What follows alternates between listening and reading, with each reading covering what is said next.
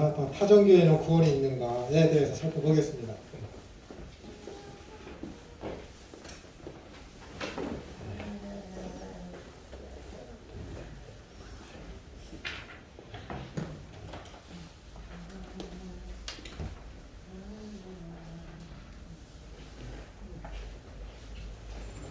기독교는 한자적 표현이잖아. 기독교. 영어로는 크라스트, 그리스도교 이렇게 얘기하는데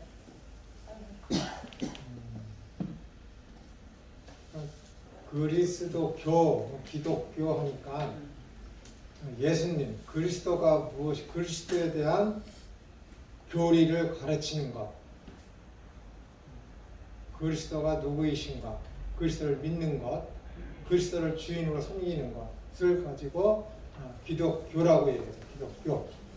그러니까 반드시 거기에는 이제 교리가 있어야 되는 것이죠. 모든 종교에는 다 있듯이 기독교에는 기독교 교리가 있죠. 양보할 수 없는 것이잖아요. 교리라는 것은 하나의 헌법 같은 것이고, 모든 이제 기독교에서 행해지는 모든 학문 중에서 그 기독교 교리에 가장 밀접한 것이 조직 신학입니다.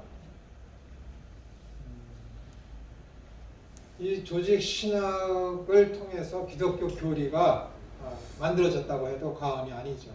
이를테면 개신교 있지 않습니까? 개신교. 개신교는 뭐 대표적으로 장로교가 있고, 뭐라고 할까? 감리교가 있고, 침례교 뭐 있는데, 이 장로교의 출발은 스코틀랜드에서 한 거죠. 스코틀랜드. 어쨌든 이 개신교의 출발은 칼빈을 통해서 시작된 거랑 마찬가지예요.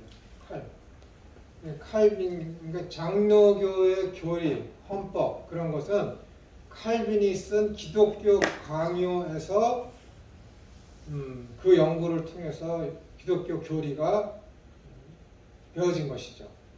그 이전부터도 계속해서 어거스틴이나 여러 학자들에 의해서 이야기되어 왔지만은 지금 우리가 가지고 있는 장로교 교리나 개신교 교단들의 대부분의 교리는 칼빈의 어떤 그 기독교 강요에서 출발했다고 해도 과언이 아닙니다. 근데 사람들이 가끔 가다가 제가 여러분들한테 두어 번 말씀드렸는데 착각하고 있는 게 있어요. 우리가 막 개혁교단이다 그렇게 이야기하고 있는데 서구 유럽에서 종교개혁이 일어나서 거기에서 개신교가 나온 거 아닙니까? 개신교는 칼빈이 쓴 기독교 강요에서부터 그 교리를 수용하고 함으로 말미암아 생겨난 교단인데, 거기에서 생겨난 교단이 두 가지가 있습니다. 하나는 스코틀랜드로 넘어간 장로교 교단이 있고, 또 하나는 네덜란드에서 시작한 개혁교단이 있어요. 개혁교단. 개혁파라고 얘기해요. 개혁교단. 근데 우리나라에는 장로교가 들어왔죠. 그러나 개혁파, 개혁교단은 들어오지 않았습니다. 개혁교단이 우리나라 들어온 것은 한 10년? 7, 8년? 그 정도밖에 되지 않습니다. 교리는 똑같아요. 교리는 똑같아요. 근데 장로교는 뭐예요? 회중이 있고 장로가 있잖아요. 근데 개혁교단은 장로가 있지 않습니다. 약간 그런 차이점이 있고, 그렇지만은 하나님에 대한 신앙 고백이나 칼빈이 얘기하는 칼빈의 5대 교리, 그런 것을 똑같이 수용하고 받아들이는 것이 이 개혁교단하고 장로교 교단입니다. 그리고 이에 반대되는 교단이 어디냐면은 오순절파, 감리교가 거기에 대해서 장로교 교리에 대해서 반대하고, 그 다음에 성결교도 그렇고, 그 다음에 순복음교단, 이 세 개의 교단을 오순절파라고 그러는데, 그 세 교단이 장로교에 대한 칼빈주의 5대 강령에 대해서 반대를 하고 있죠. 그러나 17세기 초에 돌트 신경이라고 나오지 않습니까? 돌트 신경, 그러니까 돌트 회의를 열었는데 7개월 동안 160번 정도의 회의를 합니다. 네덜란드에서. 그래갖고 유럽에 있는 전 교회 교단들이 다 참여를 해서 했는데, 이 돌트 회의에서 알미니우스의 교리를 2단으로 정제를 했습니다. 2단으로 정제를 했습니다. 그것을 이제 받아들인 것이 존 웨슬레, 감리교를 창설한 존 웨슬레가 그것을 받아들이죠. 근데 오늘날에 와서는 존 웨슬레는 알미니우스가 아니다, 그렇게 이야기를 합니다. 그러나 존 웨슬레는 알미니우스의 그 책을 편찬하기도 했고, 그가 쓴 그 책에 보면은 결론적인 끝에 가서, 교리의 끝에 가서 뭐라 그러냐면은, 성도는 하나님으로부터 구원받은 사람은 구원을 상실할 수 있다라고 결말을 했습니다. 그렇기 때문에 감리교는 알미니우스 교단이다라고 우리가 확언할 수가 있습니다. 그 교단은 뭐라고요? 17세기 초에 전 유럽의 교단들이 다 모여서 돌트에서 모여서 회의를 했을 때 2단으로 정제된 교단이다. 2단으로.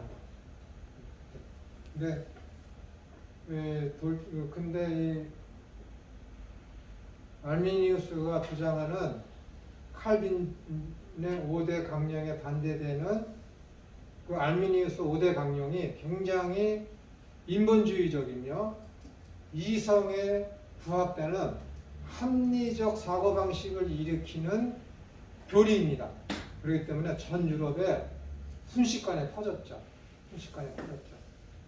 장로교, 그러니까 칼빈주의는 너무 하나님의 주권을 강조하고, 반면에 알미니우스가 이야기하는 것은 인간의 주권을 강조하죠. 하나님이 손을 내밀었어요. 구원의 손길을 내밀었는데 그 손을 잡느냐 안 잡느냐는 인간의 결정권에 달려있다라는 것이죠. 하나님의 절대 주권을 인정하지 않는 것이 알미니우스주의의 핵심입니다. 칼빈의 핵심은 하나님의 절대 주권을 주장하는 것이죠. 그렇기 때문에 그런 부분에서 완전히 반대되고, 생각을 해보 7개월 동안 157회에 회의를 해서 얻어낸 결론이 알미니우스는 2단이다 라고 정제를 한 겁니다. 그 영향을 받거나 그 교리를 수용한 교단이 뭐라고요? 오순절파라니까요. 감리교, 성결교, 그 다음에 뭐라 그랬죠? 순복음. 그리고 침례교는 어떻게 되는 거예요? 거기는 상관하지 않아요.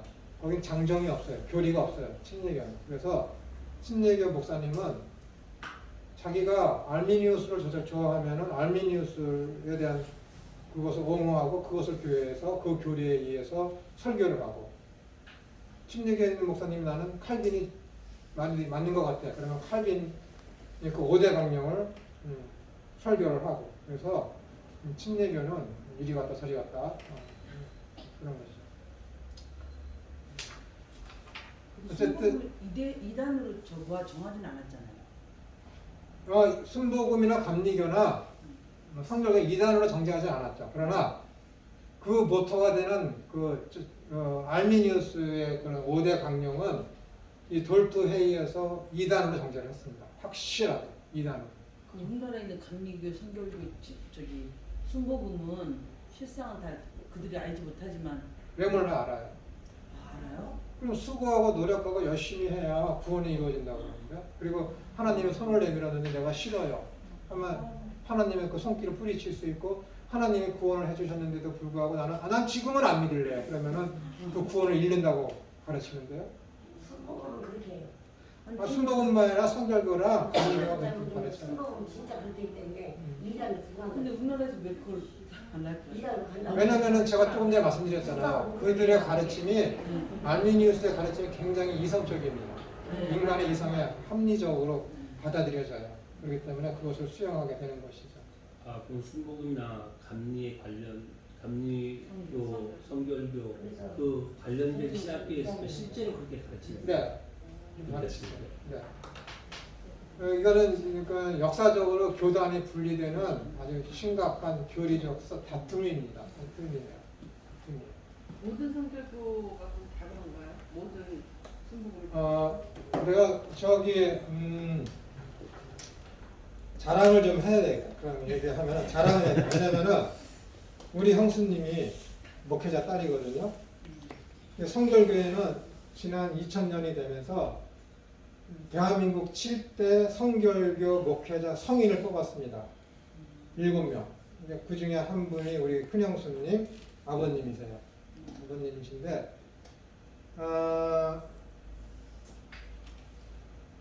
그분은 성결교이시지만은 성결교 교리를 부정해요.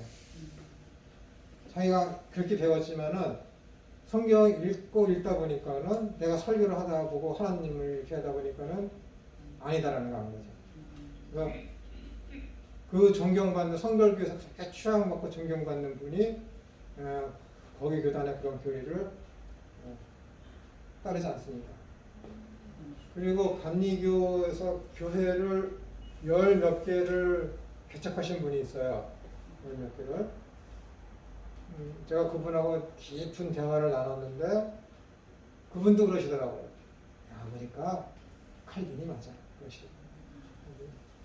알아. 나중에 정신 차려서 하나님의 하시는 그런 역사와 성경을 제대로 보고 하면은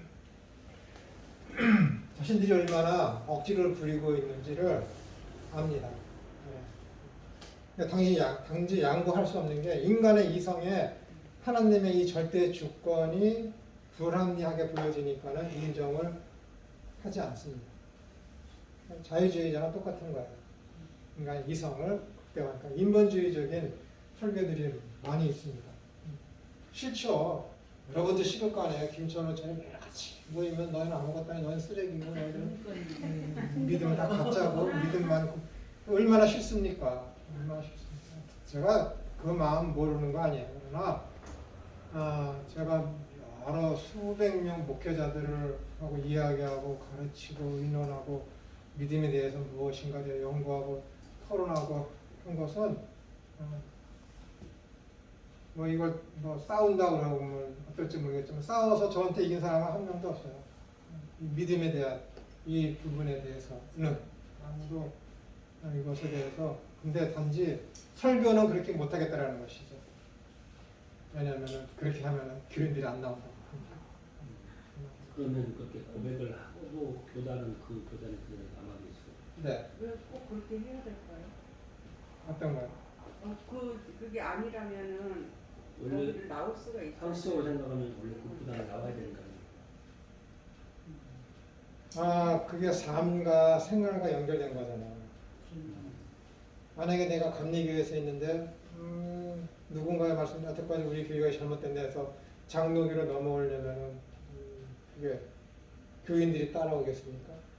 그 하나님 보시기에는 그런 모습들이 어떻게 보일까요? 심각한 거죠. 그러니까 마가의 복음이라는 책을 쓴 제 학교 선배가 있습니다. 우리 형의 동기인데 그분도 이 복음에 대해서 믿음에 대해서 저랑 굉장히 유사해요. 그분도 저랑 똑같은 경험을 합니다. 친구들을 책도 세 권인가 써냈으니까는 자기 동기들하고 후배들 갖다 놓고 믿음이 무엇인지, 복음이 무엇인지, 영생이 무엇인지 토론하고 가르칩니다. 그러면 이 사람이 그 동기 목회하는 데서 설교하려고 그러면 오지 말라 그래요. 무슨 의미인지 아시죠? 가서 설교하려면 못 오게 한다니까. 네가 가르치는 그 설교 그대로 여기서 하면은 교인들 안 나온다고. 근데 와서 자리를 지킨다라는 거야. 이 친구 말이 맞다는 거야. 다 맞아. 구원은 자기만 받겠다는 것이지. 저도 이런 경험 많이 했어요. 그런 거 양단이라고 할 수 불쌍한 있지 않습니까? 거잖아요. 네? 그 교인들이 불쌍한 거잖아요. 그렇죠. 잘못하고 그러니까 이분들은 그 교회 있는 성도들은 지금 성교 못 가는 상황이잖아요. 그렇죠. 그거 천국 가가 난 모르겠지만은 그 목회자는 이분이 옳다는 걸 알지만은 여태까지 자기가 가르쳐온 것을 포기하지 못하는 것이죠. 포기하지 못하는 거예요. 생활이 있기 때문에 이를테면은 하나님께서 분명히 이스라엘 사람들에게 넌 70년이 못 되어서 70년이 되면은 너는 바벨론에서 유수가 끝나고 본향으로 오게 되리라 했는데 30%밖에 안 오잖아요. 거기 생활 삶이 거기에 있기 때문에 그렇기 때문에 디아스포라가 생긴 거잖아요. 그러니까 그게 쉽게 그렇게 되지 않습니다. 넘어오는 것이 삶이라는 것이 있기 때문에 되지 않아요. 그러니까 사실 사도신경이나 이런 게 저희 성경책에 지금 문제가 좀 있잖아요. 네.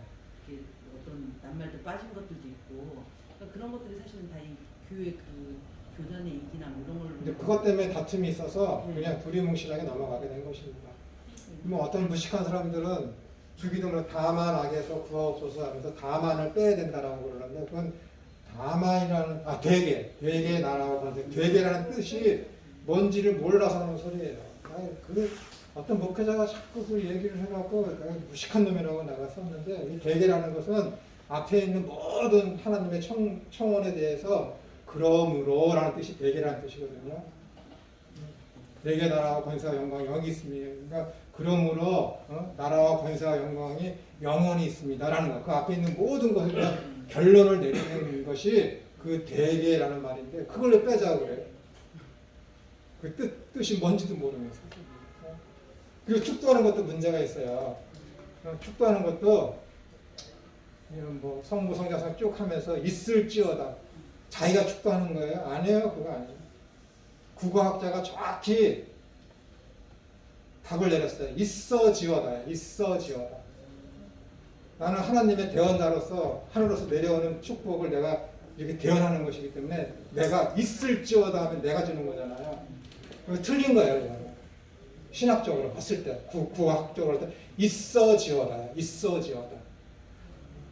저한테 축도하는 걸 물어본 학생들은 목회자가 돼서 목사 안수 받을 때 자기가 대표로서 축도를 하게 됩니다 했을 때 물어보는 사람 몇 명 있거든요. 그럼 꼭 이것을 내가 당부하거든요. 죽어나온나이다. 그것도 안 네. 있어지어다. 무조건 있어지어다. 있어지어다. 있어지어다 하는 분들은 제가 이렇게 들어본 적이 없는데. 한 번도. 왜요? 거의 뭐 좀 있어요. 그런 것 같아요. 축도를 왜 내가 해요? 인간이 어떻게 축도를 해요? 안 해요? 성부, 성자, 성령의 이름으로 이렇게 하는 건데 사람이 하는 거 아니에요? 그거는? 내가 대언자로서 하는 것이 있어지어다. 그러면 성경에 있는 바로 서신 이렇게 나오는 거는 전부 다 잘못했던 거예요? 은혜가 있을지어다. 그 사도 바울이 그 교인들한테 이렇게 이야기하는 것이 있고 이거는 예배 중에 회중을 향해서 예배 중에 있는 것이기 때문에 하나님이 이렇게 직접 내리는 복이기 때문에 이거는 있을지어다가 아니라 축원하옵나이다가 아니라 있어지어다. 이거는 벌써 1995년도에 그 국어학자가 정확하게 기고를 해서 이거밖에 없다라고 선언한 거예요. 있어지어다. 장로부단 목사님들 축도하실 때 있어지어다라는 말씀 이렇게 몰라서 그러는 거예요. 몰라서. 신학교에서 안 가르쳐서 그렇죠. 그 책도 있어요. 우리 축도. 목사님도 몰라서 그러시는 거예요. 있어지어다. 있어지어다. 말이 어렵고 그렇지만은 이게 국문학적으로 신본주의 사상에 있어서 하는 이 말이 딱 맞아요. 있어지어다.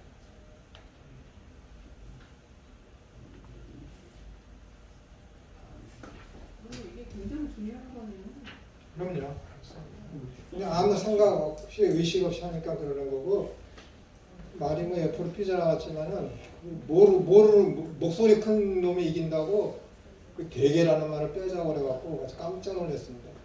아무 뜻도 모르고 인터넷 치면은 대개 하면 그것이 무슨 뜻인지 딱 나오는데 그것도 귀찮아서 안 찾고 대개가 뭔 뜻인지 모르니까 그냥 빼자고. 그러면 사도신경이나 지금은 세 번역하고 먼저 거랑 네. 어떤 게 맞나요? 더 좋은 의미로는 새롭게 한 사도신경이 훨씬 좋습니다. 제가 그건 늘 그거 얘기한 거예요. 거기는 주어가 너무 빠졌어요. 옛날 거에는. 이번에는 그 주어가 3번인가 들어가잖아요.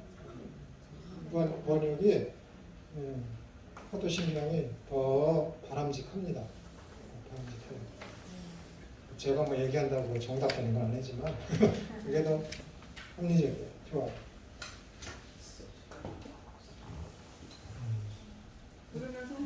만약에 이제 교회로 누군가가 교회를 간다고 하면 성결 교회 가면 안 돼요? 가지 말라 그래요?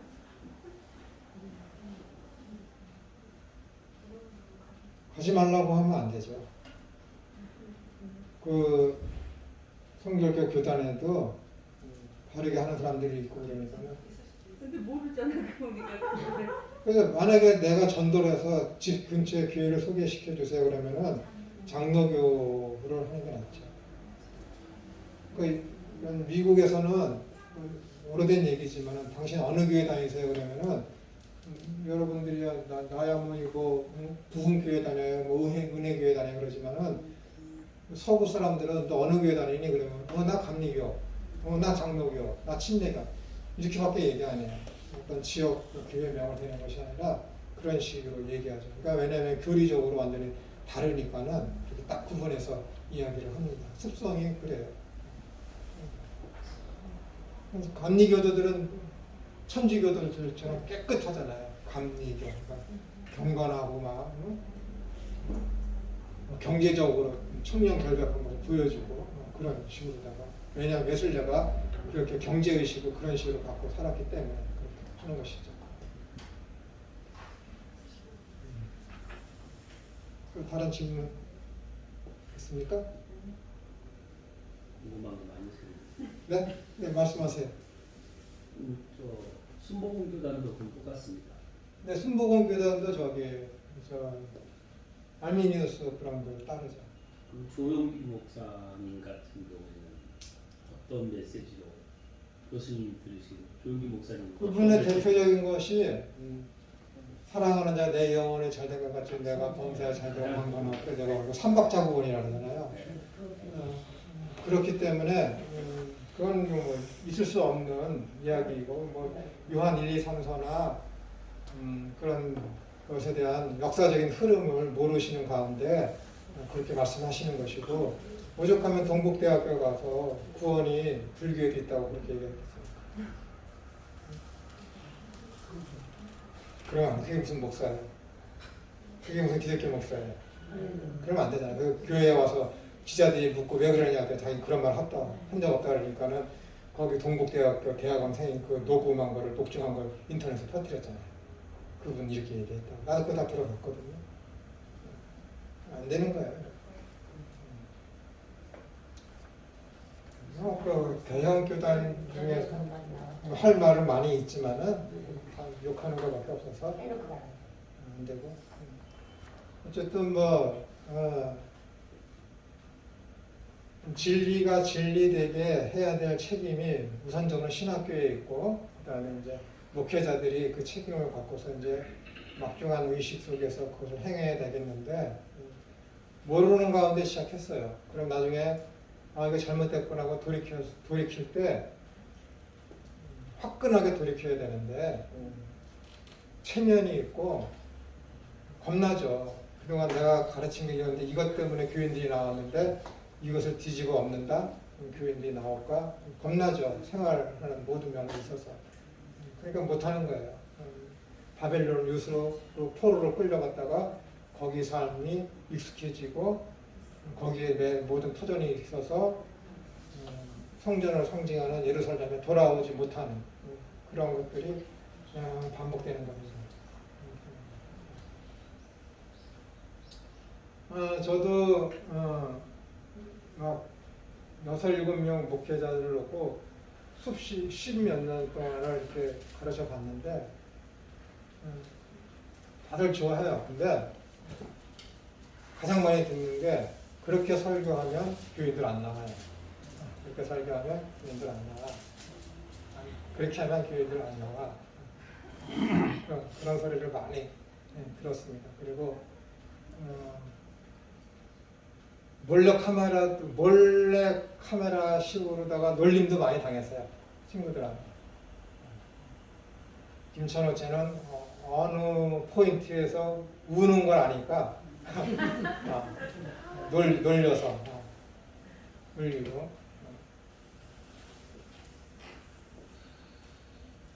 하루는 성탄절하고 주일하고 겹쳤어요. 그러면 1월 1일도 겹치는 거잖아요. 주일이랑. 몰래 카메라 찍으러 씻는데 그 헌금 얘기를 하더라고요. 그때는 아마 부활 쪽인가 딱 그랬는데 헌금 얘기를 하면서 이번에는 겹쳐갖고 아 수입이 줄겠어. 절 놀리려고 실제로는 그런 거 아닌데 처음 보는 목회자를 데리고 와서 저를 이제 놀리려고 그 처음 온 사람이 그 이야기를 한 거예요. 가르치다가 막 울었거든. 당신 목회자 만다고. 너무 심각하게 우니까는 걔가 장난이야 그 말을 못하는 거야. 너무 내가 지금도 눈물 나려고 그러는데. 그러면 안 되잖아. 그런 의식이 있었다는 거지.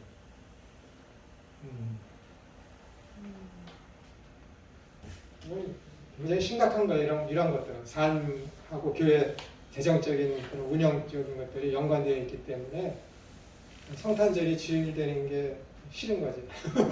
어떻게든지 그런 특별 절기는 좀 주일하고 겹치지 않고 따로따로 분리되어 있어서 해야 되는데 그래 헌금이 많이 거치는데 그런 거 의식이 있으니까는 그런 걸 하는 것이죠. 어쨌든 그렇습니다. 네. 말씀에 대해서 한 가지만 더 여쭤볼까요? 네네.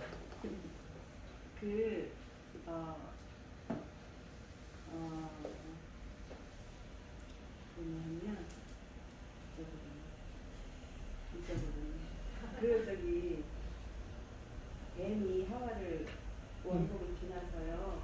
그랬을 때 우리와 같이 하나가 이렇게 보면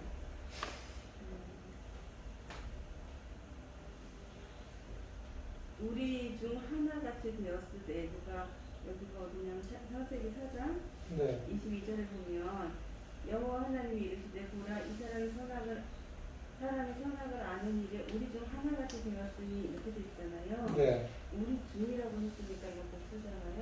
하나님을 말씀하시는 것이죠. 그러니까 그런데 저희 이렇게 성령님은 나중에 오셨고 예수님도 나중에 이제 하나님 한 번 받고 지금 없는 상황인데 아니에요. 이렇게 생각이 돼서 그거 절대 그렇지 않고요. 왜냐하면 창세기 1장 1절에 보시면은 태초에 하나님이 천지를 창조하시니라 2절에 보면은 하나님의 신은 수면 위에 운행하시니라 이렇게 되어 있죠. 그 하나님의 신이 이미 거기에 성령님이 계신 것이고 그 다음에 요한복음 1장 1절에 보시면 태초에 말씀이 계시니라 하지 않습니까? 태초라는 것이 자만서 8장에 보시면은 태초라는 것이 태초의 영원전에 창세전에 이렇게 나오거든요. 그러니까 태초라는 그 단어가 저번에 제가 말씀드렸지만 비기닝이 아니라 창조 전의 그 영원의 상태를 태초라고 그러는 거예요. 예수님도 이미 창세 전부터 하나님과 삼위일체로서 계셨다라는 것이죠. 신론에 들어가게 되면은 서로 이제 생각하게 될 문제이고 이제 시간이 되면 요한복음도 제가 강의하게 되면은 요한복음 1장만 갖고 저는 여러분들 52주 동안 강의할 수 있어요. 1장만 갖고.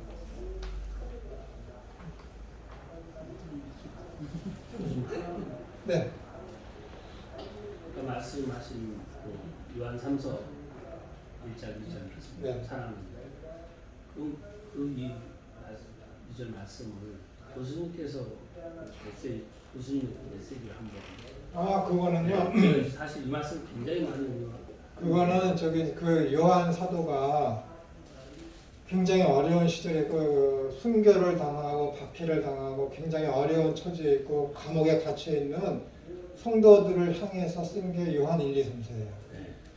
그 순교와 박해를 당하고 감옥에 있는 사람들한테 사랑하는 자 내 영혼이 잘된 것 같이 내가 범사에 잘되고 강건하기를 내가 원하노라 했는데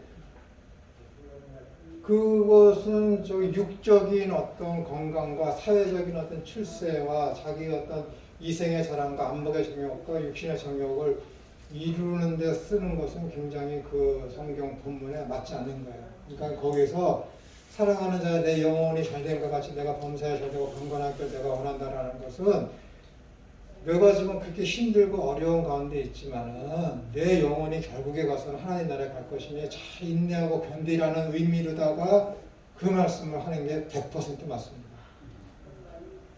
그 만약에 조영림 목사님처럼 이해를 하게 된다면은 감옥에 갇혀 있고 지금 박해를 당하고 있는 사람을 조롱하는 것밖에 안 돼요. 그 말씀. 그러니까 본문의 어떤 의중을 떠나서 성경을 이해하게 되면은 그런 식으로 되게 되는 것이죠. 굉장히 그냥 어떤 기복적인 신앙으로다.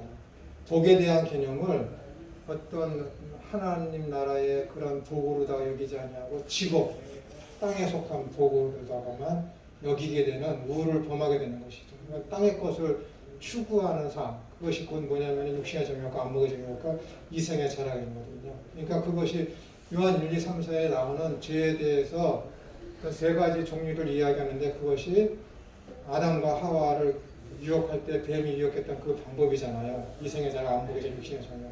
그걸 그대로 거기다가 접목시키면은 이게 뱀 노릇하는 거잖아요. 그게 그러면 안 돼요. 분명히 요한 1, 2, 3, 4는 평안 가운데 있는 사람들한테 쓴 것이 아니라 지금 굉장히 어려운 상황에 처해 있는 사람들에게 잘 견디고 인내해서 하나님 나라를 바라보면서 삶을 살라고 지금 권면하는 책입니다. 그런 식으로 이해하게 되면 완전히 반대적인 메시지를 지금 전하는 거예요. 사람들은 딱 양분되게 되어 있습니다. 그가 하나님 나라를 지향하는 삶을 사는지 아니면 땅의 것을 지향하는 삶을 살게 되는지 정확하게 구분되게 되어 있어요. 그것은 또 자기 자신이 내가 지금 어디를 지향하고 있는지 자신이 다 알고 있습니다. 다 숨기고 있을 뿐이지 다 알고 있습니다. 제가 이 증권을 하는 주식을 하는 거를 가르쳤더니 어떤 목사님은 이제 돈을 많이 잃다가 이제는 잘하는 분이 있어요. 못 빠져나옵니다. 못 빠져나와요. 밥 먹다가도 하고 내가 그 집 가서 얘기 들으면 밥 먹다가도 하고 뭐 약속을 지키는 약속 시간은 뭐 허하게 어기고 아유.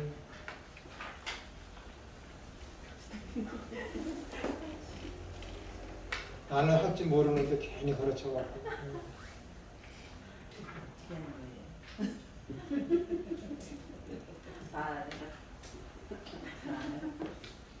목사님 제 답변이 됐나요? 예. 네.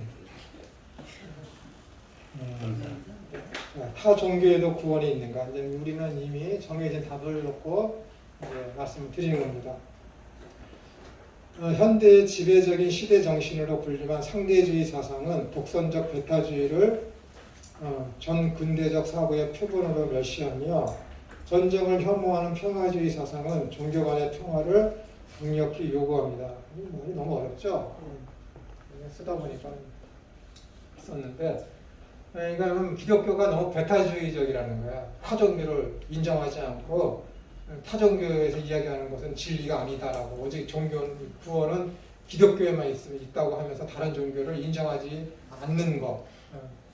그렇기 때문에 기독교 너희 때문에 전쟁, 세상에 종교 간의 갈등이 있어서 전쟁이 일어난다, 다툼이 일어난다 라고 하는 것이죠. 그렇기 때문에 기독교를 미워하고 있다라고 하는 것이죠. 그렇기 때문에 너희들만의 어떤 교리를 진리로 여기지 말고 타 종교에도 진리가 있음을 인정하고 서로 대화를 해서 평화롭게 어떤 생활을 살자라는 것이 종교다원주의의 어떤 요구입니다.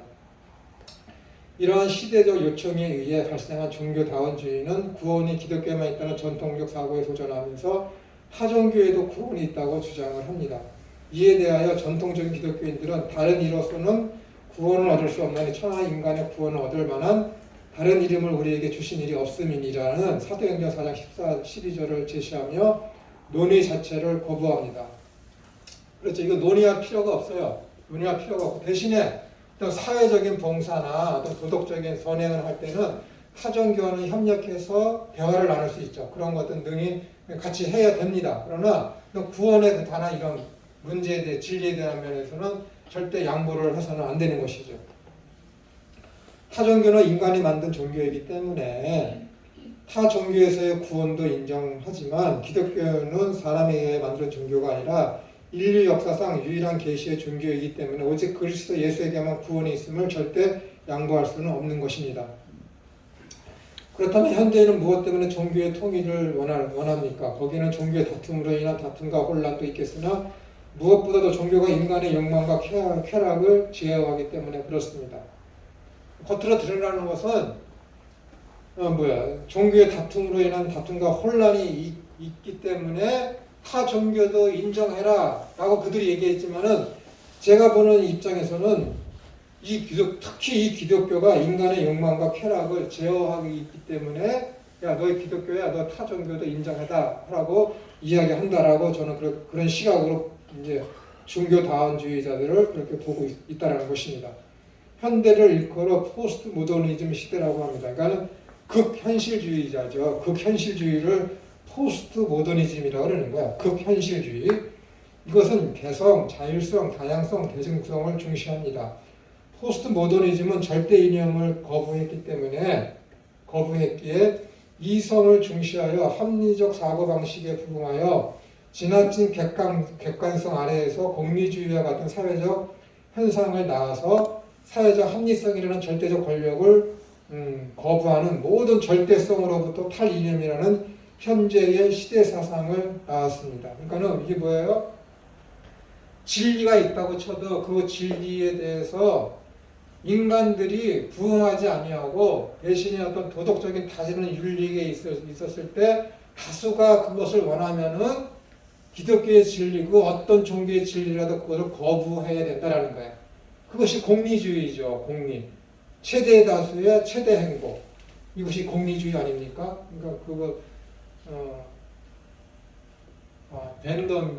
밴덤이 주장한 것이고 그 다음에 리처드 샌더슨가 그 사람이 이제 하버드 대학에서 정의란 무엇인가를 이야기하면서 그 사람의 첫 책과 강의에서 시작되는 것이 이 밴덤의 공리주의에 대한 사건을 이야기하면서 정의가 무엇인가라고 이야기를 하고 있습니다. 그러면서 여러 학자들의 합리주의며 그 철학자들이 이야기했던 정의가 무엇인가에 대해서 쭉 나열하면서 끝에 나오는 것이 뭐예요?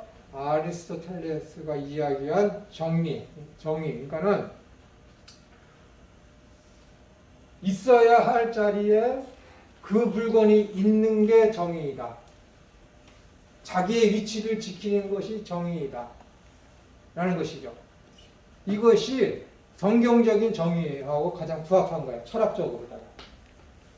인간 피조물은 피조물의 자리에 있어야 되고 창조주 하나님은 창조주의 자리에 있어야 되고 각자 자기의 자리에 위치해서 그 위치를 지킬 때에 정의가 실현된다라는 것이죠. 저번에 말씀드렸잖아요. 바이올린 어떤 악기가 있는데 그 악기가 굉장히 비싼 악기야. 그러면은 돈 많은 사람들이 그 악기를 사서 집안에 보관해 둔다면은 그 악기가 행복하겠느냐라는 거예요. 절대 행복하지 않죠. 그 악기는 어떻게 돼요? 연주자에 의해서 연주가 되어질 때 그 악기가 가치가 있는 것이고 행복한 것이죠. 그것이 정의다라고 얘기한 것이 아리스토텔레스예요. 그러니까는 이 샌더스가 이것으로다가 그의 강의와 책을 마칩니다. 그래서 여러 가지 정의에 대해서 철학자들 이야기하면서 마지막에 이 아리스토텔레스의 이 정의를 가장 오래된 정의에 대한 개념이잖아요. 그렇죠? 인류 역사상. 근데 그것을 가장 뒷자리에 놨다라는 것은 아마도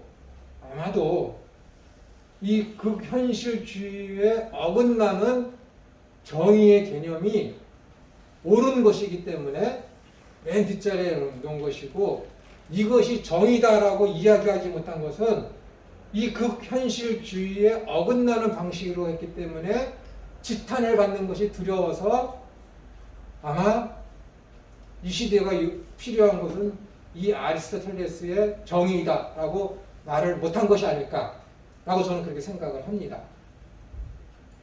그래야죠. 그게 정의라는 것은 있어야 할 자리에 그것이 있는 것이 진짜 정의이죠. 필요한 사람한테 무엇이 주어지는 것, 그런 것이 정의이죠.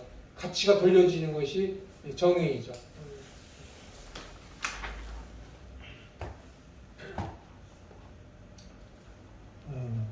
그래서 이 현대라는 이 사회에서 이 포스트 모더니즘이 가지고 있는 것은 어떤 진리, 어떤 절대적인 것들, 그런 것들을 인정하지 않는 게 포스트 모더니즘의 가장 대표적인 거예요. 그렇기 때문에 어떻게 돼요?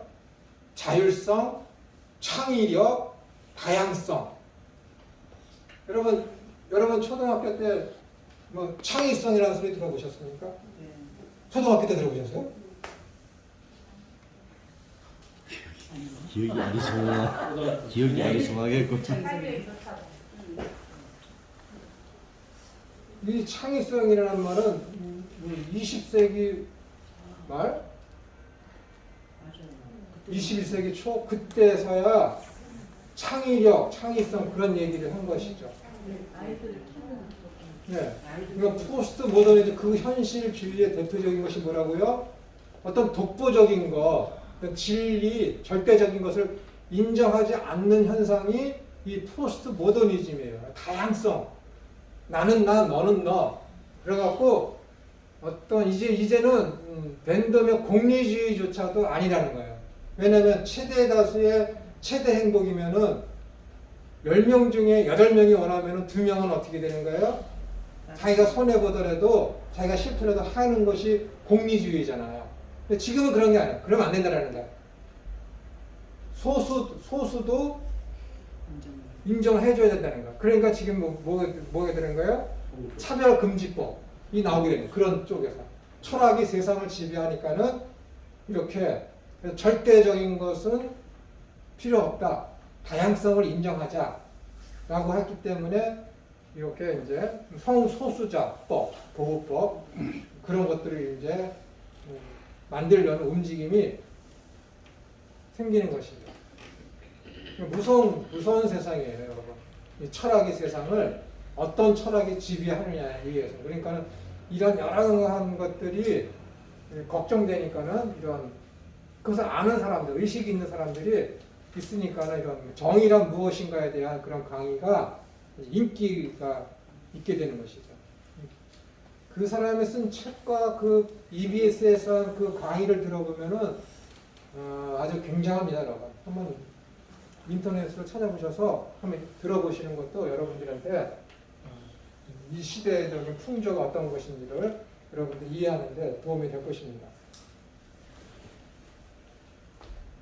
이 사상은 탈이념, 광고와 패션에 의한 소비문화, 여성운동, 제3세계 운동에 영향을 미쳐 다양한 분야, 특히 예술 분야인 미술, 건축, 무용, 영국에서는 실험과 저항이 맞물려 왔고 1980년대 말 동부권의 사회주의 몰락과 문민정부에 출현한 항공문학과 예술에도 포스트 모던 바람을 일게 하였습니다. 이렇게 이제 포스트 모던이라는 것은 그러니까 우리나라의 어떤 근대화, 현대화 그런 극명하게 구분되는 것은 88 올림픽입니다. 기독교의 어떤 양쪽 부흥의 끝도 88 올림픽.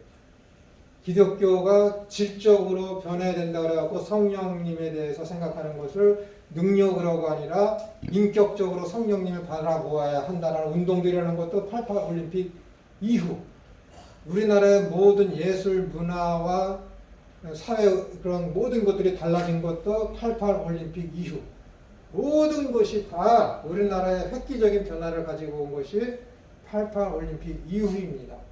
그것은 기독교에도 굉장히 큰 영향을 미쳤죠.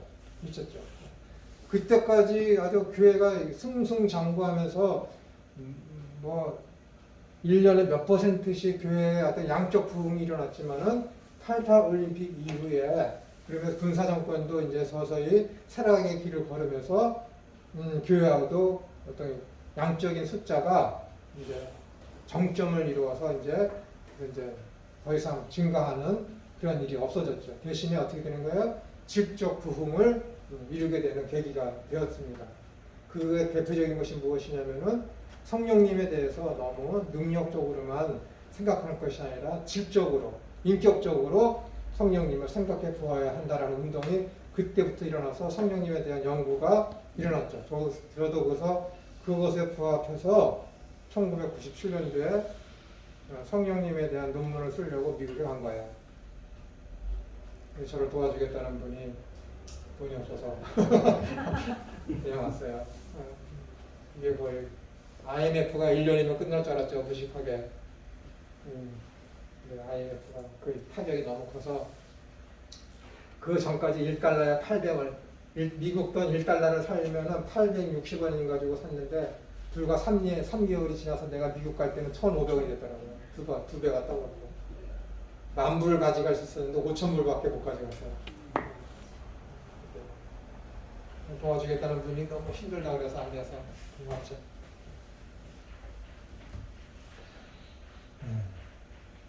모든 곳에 이 종교다원주의, 그다음에 포스트 모더니즘이 스며들었죠. 그래서 우리나라에 아주 획기적인 변화를 모든 면에서 불러일으켰습니다. 이러한 현상은 종교에까지 나타났고 기독교도 피해가지 않고 있습니다. 이 현상은 현재 진행형으로 지금도 이루어지고 있죠. 기독교 진리에 대해서 도전하고 특히 유일하신 하나님을 거부하고 차별금지법이라는 명목으로 기독교 진리를 정면으로 반박하고 거부하려는 움직임이 일어나고 있습니다. 차별금지법의 핵심은 성소수자, 즉 동성애를 인정하라는 것입니다. 왜요? 이건 그냥 쾌락을 추구하게 너희들 기독교 좀 나서지 말라는 거예요. 그냥. 응? 이것은 성경이 절대적으로 금지하는 부도덕한 행위입니다. 그럼에도 불구하고 이러한 법을 추구하려는 것은 성소수자 안에 속한 자들이 자기 마음대로 쾌락을 누릴 수 있도록 합법적으로 보호받으려는 것입니다. 이러한 행위와 노력은 창조의 원리를 어지럽히는 것으로서 근본적으로는 창조주이신 하나님을 인정하지 않는 것입니다. 그런데 이러한 것을 기독교 내부에서도 인정하는 모임이 존재하고 있습니다. 얼마 전 지옥, 여러분 아세요? 지옥이라는 넷플릭스에서 한 영화, 드라마 6부작이었죠. 이 지옥이라는 영화가 넷플릭스에서 개봉이 되었습니다. 마지막 장면은 이렇게 끝나고 있죠. 여기는 인간 세상이니까 인간이 알아서 해야지 왜 신이 간섭하느냐. 택시기사가 이 멘트를 하면서 영화가 끝납니다. 다시요. 여기는 인간 세상이니 인간이 알아서 해야지 왜 신이 간섭하느냐. 인간들한테 이게 얼마나 멋진 말입니까? 그렇죠? 굉장히 멋진 말이에요. 이거 뭐 신학적인 어떤 문제가 이 대사뿐만이 아니라 중간중간에 어떤 비기독교 진리적인 그런 것들이 굉장히 많이 나오고 있지 않습니까? 기독교의 어떤 타락하는 데 있어서 원죄도 부정하려고 하는 그런 것도 있고 어쨌든 여러 가지 문제들이 굉장히 많이 있습니다. 교수님 이 지옥이라는 영화를 다 보셨습니다. 근데 저기 한 4일에 걸쳐서 청년이 문제점을 지적해달라고 중간중간 해갖고 4일 동안 방문해서 봤어요. 방문해서 봤어요? 네? 방문해서 봤어요? 네. 어디에 방문해서 봤어요? 걔네 집에 가서. 걔는 먼저 봤는데 뭔가 문제는 기독교에 대해서 굉장히 혐오적인 그런 양태로다가 영화가 흐르고 있는 것 같기는 한데 좀 지적해달라고 그래갖고 내가 뭐 그거 보려고 그 6편이나 되는 것을 해갖고 6, 7시간 그저 한 자리에 앉아있을 수는 없잖아요. 한 2주에 걸쳐서 한 4일 갔나? 오징어 게임도 보시고요. 네, 오징어 게임도 봤죠. 그런 영화들을 보면 어떤 이런 성경적인 이런 부분들에 대한 메시지 분별하는데 네. 많이 도움이 됩니까? 못된 영화들이죠. 못된 영화들이고 그냥 교수님으로서 그런 부분 도움이 되지. 네, 사회적인 현상이 어떻게 흐르고 있는지를 그런 드라마를 통해서 보여주니까. 그럼 저같이 목사 있는 사람들도 보면 좋습니다. 그럼 보셔야죠. 보셔서 비판하고 이런 영화에 대해 영향받지 아니하도록 사람들한테 그 메시지를 전달해야죠. 그것은 이런 것이 잘못됐다라는 것을. 왜냐면은 여러분들이 아셔야 되는 게 저는 드라마는 거의 다 보지 않거든요. 우리나라 드라마. 근데 그 드라마가 그냥 드라마가 아니에요. 현실을 반영한 거잖아요. 드라마가. 그래야 사람들이 그것을 보고 쾌감을 느끼고 좀 더 자극적 있게 좀 하게 하지만은 현실성을 반영했기 때문에 그런 것을 보면서 아, 현실이 이렇구나라는 것을 아셔서 비판하고 그러셔야 해요. 그러나 특히 당대에 있는 아주 베스트셀러 책과 베스트 어떤 이렇게 인기 있는 오징어 게임이나 그런 영화들은 보시면서 아, 세상이 지금 이런 풍조로 오라는 것을 아셔야지 성경적으로 그것을 비판하죠. 특히 교회 목사님들은 교회를 변증해야 되잖아요. 그렇기 때문에 그런 책임이 더 있죠. 그러니까 시각을 넓히고 어떤 신학적인 체계를 아주 단단히 갖고서 그런 것들을 배워야죠. 그러니까 저의 최대 단점은 뭐냐면은 드라마나 뭐 이야기나 책이나 그런 거를 보면은 그런 모든 것들을 다 신학적으로 판단 내려서 애들한테 얘기하거든요.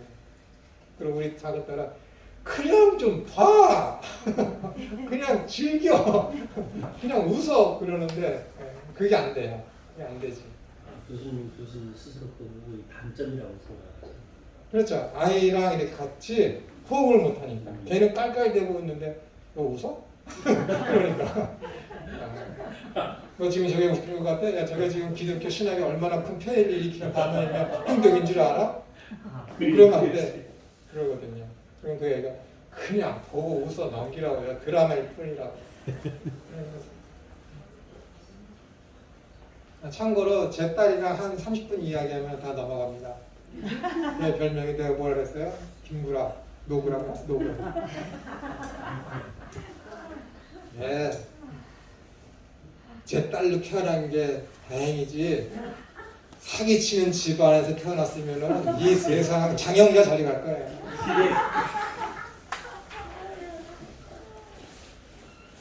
제가 사람을 훈계해도 웃게 만들면서 훈계해요. 똑같은 말을 해도 내가 이야기 웃긴 얘기하면 하하하 그런데 우리 작은 딸이 얘기하면 다 포복절도합니다. 말을 잘하는 사람들이 있잖아요. 웃기게. 그런 스타일이에요. 그래. 우리 큰딸이랑 나랑은 웃긴 얘기도 식어지게 만들고 우리 집사람과 작은 딸은 별로 안 웃긴데도 포복절도하게 만들고 그런 재주가 있어요. 그러니까 친구들이 노구라라는 거지.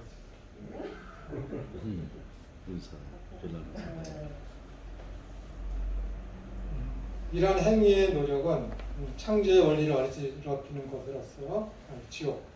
얼마 전 지옥이라는 영화가 넷플릭스에서 개봉되었습니다. 마지막 장면 여기가 인간 세상이니 인간이 알아서 해야지 왜 신이 간섭하냐는 대사로 끝이 납니다. 이렇듯이 포스트 모더니즘의 한 시대에서 종교는 서로의 대화를 통하여 구원은 어느 종교에나 있음을 인정하자고 하고 문화예술에서는 아예 신의 존재를 부정하는 운동이 벌어지고 있습니다. 여러분 저기 그 누구죠? 조영남 씨가 그린 부처와 십자가와 이슬람 그것을 한데 이렇게 모아놓고 화투로다가 막 뒤덮어 얹어놓은 그림 보셨습니까? 그 뉴스에도 나왔는데 그런 세상이에요. 조영남이가 미국에 가서 신학도 해갖고 예수는 누구인가 라는 책도 쓴 사람이잖아요. 그런 사람이 예수를 통해서 이 포스트 모더니즘 시대의 종교 다원화에 걸맞게 서로 세계 3대 종교가 이렇게 화합해서 평화롭게 살자라는 의미로다가 놓은 거죠. 그러면 위에다가 화투를 놓은 거예요. 쾌락, 노름. 그런 거. 이러한 시대에 구원이 무엇이며 구원이 어떻게 주어지는지를 제시하는 유일한 것은 오직 기독교福音을 인식하고 더욱 철저하게 성경이 무엇이며 그 안에 계시는 하나님과 하나님 나라에 관하여 인식하여야 할 것입니다. 이 작업을 해 나가는 것이 신학교입니다. 신학교. 아까도 제가 말씀드렸지만은 주 예수를 믿으라. 그리하면 너와 내 집이 구원을 얻는다. 라고 선포했습니다. 믿음의 기독교의 내용은 모든 종교는 믿음이잖아요. 믿음으로 시작해서 믿음으로 끝내는 거잖아요. 근데 기독교의 믿음의 그 어떤 대상과 내용이 이미 여기에 딱 나타나 있잖아요. 주 예수를 믿으라. 그리하면 너와 내 집이 구원을 얻는다. 예수님을 믿는 것과 우리에게 주어진 보상은 뭐예요? 구원. 구원이 뭐라고? 하나님의 나라라니까요. 더 이상 여기에 무엇을 더 추가해서 얘기할 필요가 없어요. 얘기할 수도 없고 얘기해서도 안 돼요. 근데 이 구원은 뭐예요? 베드로서에서 이야기한 것과 히브리서 기자가 얘기한 것은 믿음의 결국은 뭐라고? 영원 구원이라고 해요. 영원 구원. 여러분, 이 구원이라는 단어가 히브리어로 야사예요. 야사. 이 야사는 인간이 하나님한테 우리를 구원해 주세요 라고 하잖아요. 그리고 하나님이 너희를 구원하신다 했을 때도 모든 단어가 다 히필이에요. 히필. 수동태라. 니파. 수동태라. 수동태. 다 수동태. 하나님이 내가 이 충무 선생님한테 내가 널 구원한다 했을 때도 능동태로 얘기하잖아. 내가 널 구원한다 하지만은 원어는 뭐예요? 너는 나로 인해서 구원받는다. 그렇게 얘기한다니까. 다 수동태야. 다. 하나님 나를 구원해 주세요. 나도 구원해 주세요. 능동태잖아요. 원어는 뭐예요? 하나님 나 구원받게 해 주세요. 그 뜻이라니까. 다 수동태야. 구원은 얼마나 신기합니까? 구원은 다 수동태. 인간이 노력할 게 하나도 없다니까. 하나도 없어요. 하나님이 주시는 선물, 이 단어에서조차도, 야사라는 이 단어에서조차도 다 수동태야. 여러분, 성경이 얼마나 신묘막측한지 내가 하나 증거해 드릴까?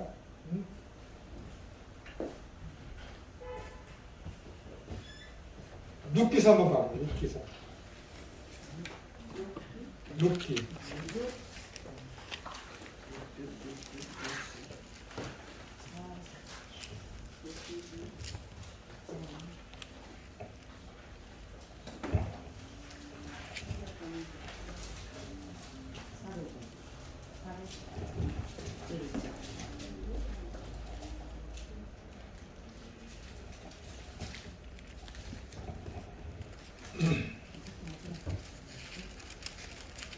자, 1장 4절이요. 룻기서 1장 4절. 제가 읽어드릴게요. 1장 3절부터 읽어드릴게요. 나오미의 남편 엘리멜렉이 죽고 나오미와 그의 두 아들이 남았으며 그들은 모압 여자 중에서 그들의 아내들을 맞이하였는데 하나의 이름은 오르바요 하나의 이름은 루시더라. 그들이 거기에 거주한 지 14년쯤에 말론과 기련 두 사람이 다 죽고 그 여인의 두 아들과 남편이 뒤에 남았더라. 여자만 남았죠. 근데 여기 둘째 며느리가 누구예요? 오르바. 둘째 며느리인지 하여튼가 첫째 며느리인지 모르니까는 그냥 둘째라고 칩시다. 자, 오르바.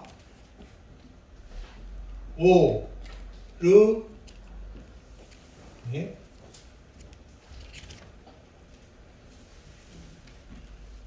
히브리어가 얼마나 신묘막측한지. 오르바. 이게 꺾다예요. 꺾다.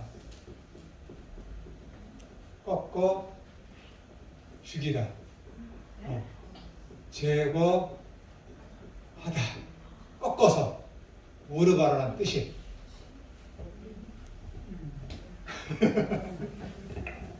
자, 오르바가 시어머니 나오미가 얘기하죠. 너희들 여기 남아있어라. 근데 룻은 어떻게 돼요? 어머니의 조상이 내 조상이고 어머니 하나님이 내 하나님입니다. 그래서 룻이 어머니를 따라가죠. 근데 오르바는 어떻게 돼요? 나오미의 입을 맞추고 떠나니라. 나오미, 시어머니 나오미의 입을 맞추고 떠나니라. 누가? 오르바 뜻이 뭐라고요? 꺾어 죽이다라는 거예요. 꺾어 죽이다. 자, 뭘 꺾는지 잘 보세요. 이거는 눈, 이것은 머리,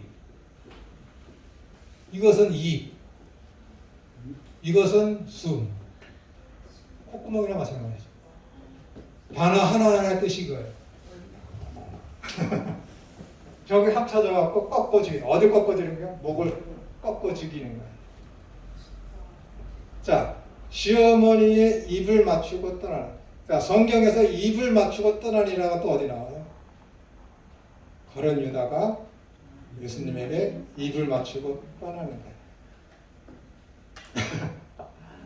여기서 학자들은 나오미가 그리스도를 상징하고 이 오르바가 가련 유다를 상징한다고 얘기합니다. 이거는 벌써 이거 연구를 하면은 그리스도께서 어떻게 죽을지를 성경에서 다 지금 인물들을 통해서 이야기해요. 여러분, 거지 나사로가 있고 부자가 있었어. 근데 왜 거지의 이름은 나오고 사람들한테 존경받고 추앙받는 부자는 이름이 안 나올까? 성경에 이름이 나온다는 것은 분명히 거기에 하나님의 의중이 있는 거야. 왜? 모든 성경은 하나님의 감동으로 쓰여진 것이기 때문에 어떤 지명이나 어떤 한 사람의 이름이 나왔다는 것은 하나님이 그 지명과 사건과 인물의 이름을 통해서 뭔가 계시하려고 하기 때문에 이름을 밝히는 거예요. 쓸데없이 이름을 쓰는 게 아니에요. 절대로다. 절대 그렇습니다. 그래서 이 오르바라는 이름을 연구해 봤더니 이거예요. 꺾어 죽인 거야. 입 맞추고 가서 꺾어 죽인 거야. 무섭지 않습니까? 눈, 머리, 입, 코 이 상체를 꺾어 죽이는 거야. 완전 죽여서 역할을 하게 하지 못하도록 악한 사탄이 가련 유다를 시켜서 그렇게 하는 것이죠. 이 외에도 뭐 성경의 어떤 아까도 샬롬을 살펴봤지만은 뭐 시편 뭐 18편인가요? 거기에도 보면 뭐 내가 여호와를 사랑하나이다 라고 했을 때 그 사랑이라는 그 단어가 갖는 그 본문에서의 진정한 의미. 여러분 그거 알면 까무러칩니다. 얼마나 성경이 잘못되어서 잘못 이해하고 있는지. 그러니까 이제 시간이 되면은 그런 부분에 대해서 차츰 말씀드리겠습니다. 그래서 히브리어의 매력에 빠지게 해서 히브리어를 공부해야지. 무조건 하라 그러면 되겠습니까? 오르바는 오르바 자신이 저 본인 이름의 뜻이 저렇게 담겨 있다는 걸 알죠? 오르바라는 뜻이 오르페라는 꺾고 죽이다에서 온 단어인데 오르바는 명사고 오르페는 동사인데 오르페가 뭐냐면 꺾고 죽이다라는 뜻이야. 근데 어딜 꺾고 죽이냐? 저기 위에 목을 꺾고 죽이냐. 오르바는 본인 자신 내 이름의 뜻은 눈, 코, 입이 머리가 꺾고 죽는다는 뜻이다. 이 이름을 그 뜻을 알고 살아가는 겁니다.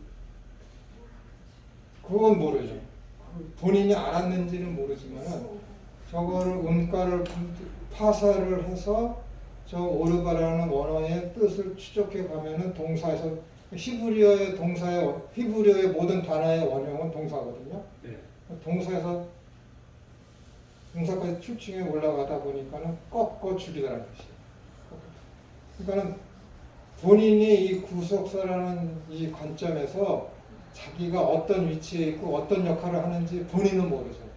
본인은 모릅니다. 근데 하나님이 계시의 말씀에 의해서 각 인물들을 역사적으로 쭉 넣고 성경에 딱 넣고 보면서 지금 이렇게 보니까는 이에서 여기에 성경에 이름이 기록된 것이로라라는 것을 알게 되는 것이죠.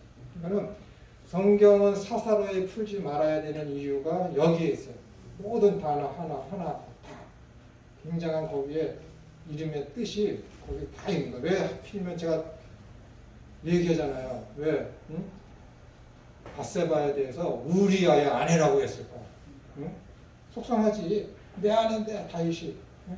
다윗의 아내 바세바에게서 사건을 들추어내는 것이죠. 그래서 구속사 측면에서 제가 간단히 여러 번 말씀드렸지만은 하나님은 그 누가 됐든지 간에 관여하지 않으세요. 관여하지 않는다니까. 이 모든 것을 다 통틀어 하나님이 우리 김성대 목사님, 우리 충무 선생님, 김천우, 뭐 여러 사람들 다 모아서 당신이 이루시고자 하시는 뜻을 성취하시기 위해서 이 사람 저 사람들의 그러한 것들 인생에서 하나님 그것을 다 섭리하시는 거예요. 근데 섭리 당하는 내가 이해할까? 모른다니까요. 그러니까 욥이 하나님을 만난 다음에 이전에는 내가 귀로만 하나님에 대해서 들었는데 이제는 내가 눈으로 하나님을 보면 모세가 하나님 나 당신 좀 보게 해주세요. 너 나 보면 죽어. 대신에 내 등만 봐라. 등만 보여주자. 보면 죽는데 욥이 어떻게 해요? 이제는 내가 눈으로 진짜 눈으로 본 거야. 눈으로 본 거 아니니까 자기의 인생을 이렇게 뒤에서 이렇게 과거를 보니까는 내가 이렇게 험악한 세월, 행복한 시간을 보내다가 내 자녀들이 죽고 재산 다 잃고 아내가 날 저주해서 떠나고 했는데 그것을 지금 이 시점에 와서 보니까는 그 과정 속에서 그 고난 속에서 하나님이 나와 함께 계신 것을 내가 봅니다. 뭘 통해서? 고난을 통해서 내가 하나님을 봅니다. 라고 얘기하는 거잖아요. 그거 얘기하는 거잖아요. 고난이 없이 하나님을 볼 수 있느냐? 없다라는 거예요. 그 이야기하는 거잖아요. 그러니까 성경에서는 이름 하나, 그런 지역 하나, 어떤 사건 하나 그것을 사사로이 그냥 가볍게 넘기다가는 중요한 성경의 흐름을 잃을 수가 있습니다. 그러면 면밀하게 그런 것들을 잘 살펴볼 책임이 성경을 읽고 가르치는 우리들에게 있습니다. 그러니까 조심해서 인생을 살아가면서 성경을 번역하고 가르치고 할 때 실수를 줄이는 것이 참 중요합니다. 그리고 실수하고 그러면은 잘못한 거 있으면 저번 주에 잘못했으면 이번 주에 와서 빨리 고백을 해야지. 그래야 편해. 그래야 편해. 그렇지 않습니까? 그걸 숨기면은 어떻게 되는 거예요? 계속 그게 짐이 되는 거잖아요. 기도하겠습니다. 하나님 아버지 감사드립니다. 이제 크리스마스 시즌이 왔습니다. 이 시기에 저희가 주께서 오신 진정한 의미를 잘 알고 제가 묵상을 통해서 하나님을 더 깊이 생각하고 깨달아진 바를 사랑하는 내 가족과 내 주변 사람들에게 복음이 될 수 있도록 증거하는 우리가 되어지게 하여 주시옵소서.